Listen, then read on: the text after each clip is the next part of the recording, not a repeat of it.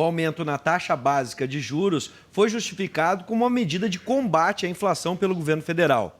Na prática, é uma forma de fazer com que você compre menos para forçar os preços a baixar. Só que isso se reflete em quem já tem dívidas no cartão de crédito, a modalidade mais cara entre os empréstimos. Sobre esse assunto, a gente conversa com o economista e professor João Portela. Boa noite, professor, seja bem-vindo. Boa noite, Bives. Boa noite, Perdigão. Boa noite, professor. Aos telespectadores. E agora, hein? Olha só, a taxa de juros do cheque especial, professor, e para você que está em casa, chegou a 232% ao ano no mês de maio. Com isso, o que é mais prejudicial para as finanças, o cheque especial ou o cartão de crédito, professor? Os dois. As duas coisas, não dá para fugir de nenhum dos dois. Fuja deles como o diabo foge da cruz. É verdade. E se não dá, professor, qual a melhor opção? Tente renegociar, porque você vai usar o cartão ou o cheque especial para pagar uma dívida, um fornecedor ou algo assim. Muitas vezes o juro que o fornecedor vai lhe cobrar é muito menor do que o juro do cartão ou do cheque especial. Então, nunca, o cartão e o cheque especial, eles devem ser usados no último dos últimos casos, quer dizer, onde você realmente tem uma urgência, uma necessidade. Você não pode usar esses dois instrumentos de crédito para financiar seu custeio ou acertar dívidas um pouco mais antigas. Uma alternativa... É simplesmente impagável. Sim, né? mas eu fico pensando se uma alternativa, nesse caso, além da renegociação, tomar um outro empréstimo, por exemplo, em financeiras, enfim, perfeito, isso, com um juro menor. Sempre procure essa alternativa, é evidente, né? Existem créditos consignados, aqueles que são debitados em folha, normalmente são bem mais baratos, né? De repente você tem um carro que não esteja alienado, o financiamento de automóvel tem uma taxa também inferior. Então, evidentemente, sempre procurar alternativas e tentar evitar a qualquer custo o uso desse expediente para o financiamento contínuo, né? Porque realmente é uma bola de neve, ainda mais num ambiente de inflação em elevação, onde não há uma perspectiva de redução de juros em um curto prazo, né? Você não vai conseguir vencer uma taxa deste tamanho. Sim, nunca pagar, Perdigão, aquela taxa mínima do cartão de crédito, que às vezes convida, porque ela é bem menor do que, por exemplo, o saldo Chega ao que? É total. 10%, Perfeito. professor? Eu acho a taxa que mínima é mais ou menos por aí. isso. Você tem que pagar, no mínimo, um percentual da dívida total, né? E aquilo realmente atrai, porque eu vou desembolsar só isso, né?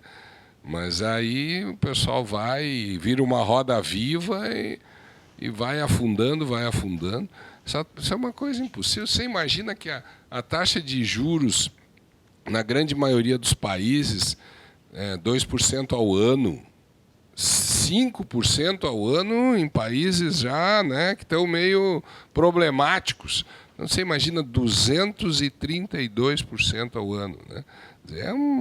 Não existe como você sustentar algo dessa magnitude. E por quê? Pois é, por que tão alto, professor? Por que está tão elevado assim? Bom, aí tem várias explicações, né? Não várias, poucas, mas vamos à origem. Qual é a origem? Excesso de gasto público.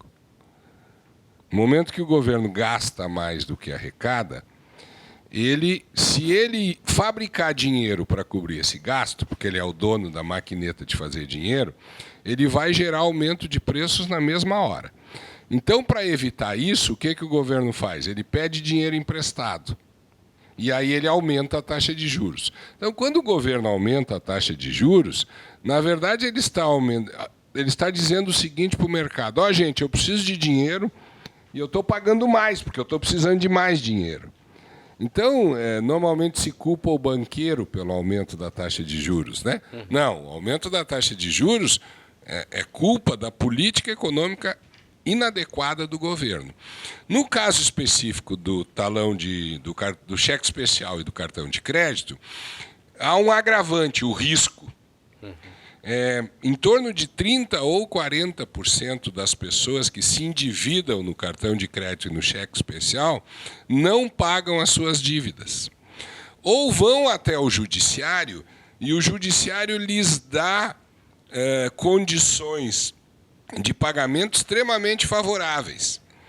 Como não existe almoço grátis, os outros 60%, 70% que pagam o cartão de crédito e o cheque especial em dia estão pagando por esses 30% ou 40% que receberam um benefício de não pagar ou não pagaram. Porque se não fosse assim, as empresas que oferecem essa modalidade de cheque especial e cartão estariam quebradas. Então alguém tem que pagar. Quem é que paga? Os que pagam em dia. Né? Então, quando um juiz dá um ganho de causa para um devedor numa ação revisional, ele está jogando este custo sobre as pessoas que estão pagando em dia. Então você veja que é o que eu chamo de um direito reverso, ou de uma justiça reversa, ou uma justiça de porta de cadeia, ou, se preferirem, a justiça da demagogia. Né? O juiz dá o ganho de causa para o mal pagador, ele não está beneficiando o sujeito que não está pagando, ele está penalizando o cara que está pagando. Por isso, o cheque especial e o cartão de crédito têm essa modalidade de taxa tão alta das demais. Por quê? Porque o índice de inadimplência dele é bem maior do que os demais. Agora, professor, vamos pensar se é possível ser otimista. Há uma perspectiva de que essas taxas baixem e de maneira imediata, porque vai ser difícil, por exemplo, fazer um planejamento, a gente sempre tem que fazer, mas agora o planejamento é de muito risco, porque às vezes a gente tem uma emergência. E se cair no cartão ou se cair no cheque especial, a coisa vai ficar feia mesmo. Existe uma previsão positiva? Olha, não existe, né? Inclusive, a previsão dessa semana do relatório Focus do Banco Central, que ele é uma pesquisa no mercado, assim, ouvindo as opiniões, né, para saber o que o mercado está pensando em relação ao futuro. Prevê uma inflação maior de 9%, uma queda no produto de 1,5%, o desemprego está aumentando sensivelmente. Né? Tudo isso vai depender da capacidade do governo de controlar esse seu déficit, né, que é a origem de todos os desequilíbrios. Então, o juro está enlouquecido, o emprego está em queda, o produto está em queda, a inflação está em alta, porque o governo perdeu o controle sobre as suas contas. Então, retornar aos trilhos depende do governo conseguir acertar as suas contas. Para o governo acertar as suas contas, ele precisa diminuir os seus gastos. E diminuir os seus gastos significa diminuir votos. E para um governo diminuir votos é muito complicado, mesmo que isso jogue para cima da população esta penalidade que ela está sofrendo com juros escorchantes, desemprego, falta de atividade econômica, inflação e tudo que a gente vê como resultado desses processos. Né? Muito bem. Se você ler qualquer manual de economia, né, você tem lá, olha, quando você gera inflação, quando você vai combater ela, você obrigatoriamente vai causar desemprego. Né? E aumento de taxa de juros. E tal. Então, isso não é novidade nenhuma. Né? Aquelas pessoas que efetivamente conhecem sabem que isto vai acontecer no momento em que um governo perde o controle sobre a economia do país e, fundamentalmente, sobre as contas públicas. E o resultado são essas coisas, como o juro escorchante, o aumento do desemprego e essa situação lamentável. E o empobrecimento, né? Porque a maior parte da conta, quem paga são os mais pobres. Sim. Esses não têm como se proteger. A classe média, média alta para cima se protege. Ela dá um jeito. Tem aplicações, aplica financeiramente, ganha rendimento real, ela dá um jeito. Né? Vai comprar no exterior, enfim, dá um jeitinho. Agora, o pessoal da classe média para baixo, 3 salário mínimo, 4 salário mínimo, esse é o que paga a conta dessa brincadeira toda.